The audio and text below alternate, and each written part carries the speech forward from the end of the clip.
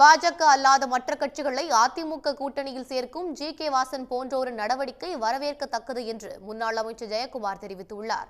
அதிமுக தேர்தல் அறிக்கை தயாரிப்பு குழு கூட்டம் நத்தம் விஸ்வநாதன் தலைமையில் சென்னை ராயப்பேட்டையில் உள்ள அக்கட்சியின் தலைமை அலுவலகத்தில் நடைபெற்றது.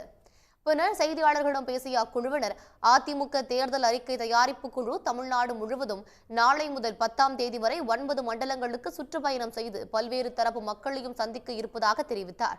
எதிரியை வீழ்த்த பலமான கூட்டணி அவசியம் என்று ஜி.கே. வாசன் கூறியிருந்தது பற்றிய கேள்விக்கு பதிலளித்த ஜெயக்குமார், பாஜக அல்லாத மற்ற கட்சிகளுடன் பேச்சுவார்த்தை நடைபெற்று வருவதாகவும் தேர்தல் நெருங்கும் நேரத்தில் அறிவிப்பு வெளியாகும் என்றும் தெரிவித்தார். நீங்க சொல்றீங்க பிஜேபி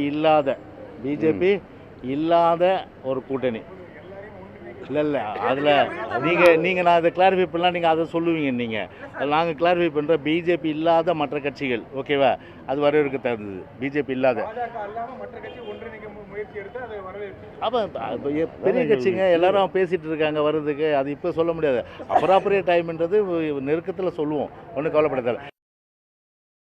அதிமுக பாஜக கூட்டணி மீண்டும் ஏற்பட வாய்ப்புள்ளதாக ஒன்றிய அமைச்சர் பியூஷ் கோயல் கூறியிருந்தார். இதை உறுதி செய்யும் வகையில் பாஜகவின் தூதுவராக ஜி.கே. வாசன் எடப்பாடி பழனிசாமியிடம் பேச்சுவார்த்தை நடத்தி வருவதாக அரசியல் வட்டாரங்களில் பேசப்படுகிறது.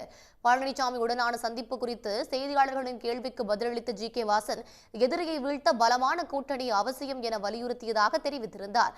ஆனால் பாஜக அல்லாத மற்ற கட்சிகளுடன் பேச்சு நடப்பதாக ஜெயக்குமார் கூறியிருப்பதால் கூட்டணிக்குள் குழப்பம் நிலவுகிறது.